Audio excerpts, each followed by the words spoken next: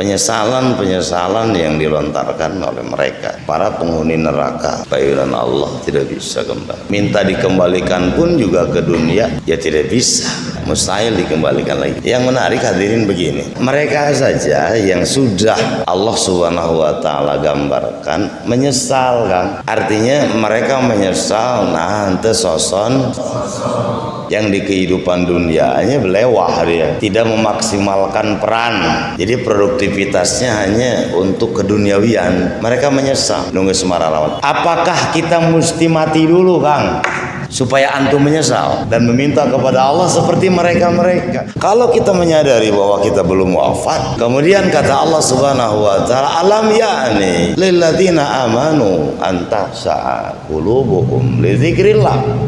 Ya, belumkah datang saatnya untuk orang-orang yang beriman antaksha'a qulubuhum li dzikrillah, untuk hati mereka itu mengingat Allah, takut tersungkur hina di hadapan Allah Subhanahu wa taala. Dan yang menarik ikhwati fillah, ayat ini diantara ayat yang menginspirasi akan taubatnya seorang Fudail bin Iyad, perampok ulung di zamannya. Jadi kalau antum ingin tahu kisahnya, lihat At-Tawabin, buah karya Imam Ibnu Qudamah. Hampir di 5 paragraf, kemudian diulang di halaman berikutnya, mengisahkan, menceritakan bagaimana ya ibtida'i taubati ulama'il kubra yusamma Fudail bin Iyad. Bagaimana heroik perjalanan ya taubatnya seorang Fudail bin Iyad, perampok ulung yang kemudian menjadi ulama besar. Oh, jadi kan lamun urang baroga masalah mutajalas wajar bejakeun. Move on sok. Bangkit. Sekelas Fudail bin Iyad saja punya masa lalu. Dikisahkan di kitab itu seorang Fudail bin Iyad ya, kalau merampok tidak barang-barang gerombolan, olangan gak jadi ya, badannya tidak ya sebesar ya Hamzah diantaranya kan begitu, tidak sekekar seorang Bilal ya bin Rabah, ini para sahabat, tidak sekekar seorang Imam Malik kan. Jadi Imam Malik itu perawakannya tinggi dan kekar, lain pendek dan kekar, tidak, ini tinggi sih.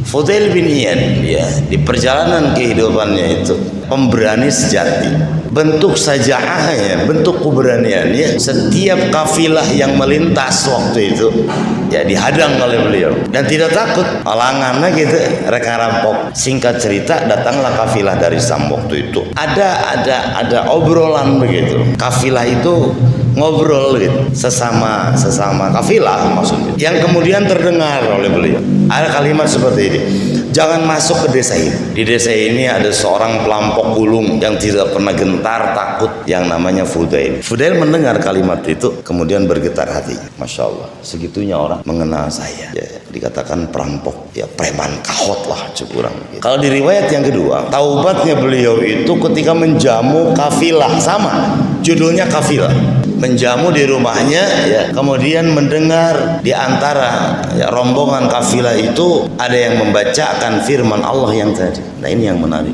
alam ya nih lilladzina amanu antakhsha'a qulubuhum li dzikrillah. Fudail bin Iyad yang notabene paham ya bahasa, nah ini beda.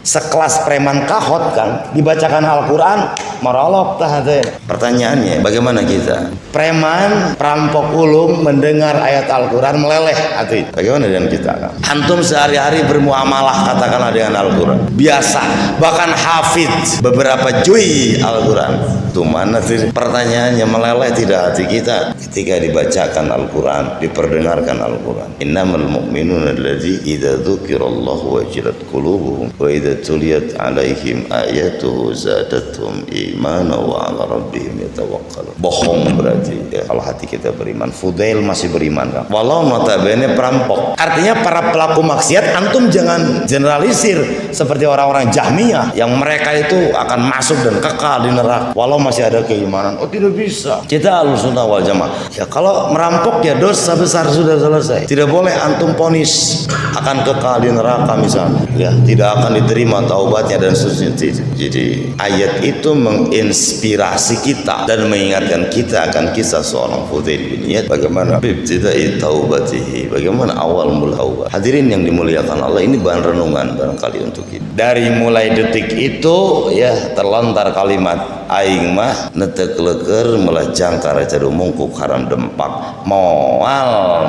deui ngarampok, cek bahasa Sunda.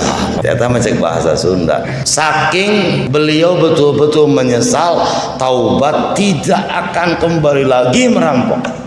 Di sana kan awal bagaimana kemudian beliau menjadi ulama besar yang salah satu faidah ilmunya diambil manfaat oleh seorang Asy-Syafi'i Nasirus Sunnah, ya, diambil faidahnya oleh Imam Asy-Syafi'i rahimahullahu taala. Pesan berikutnya, antum jangan menjadi berkecil hati dengan sebab punya masa lalu. Ini kalimatnya.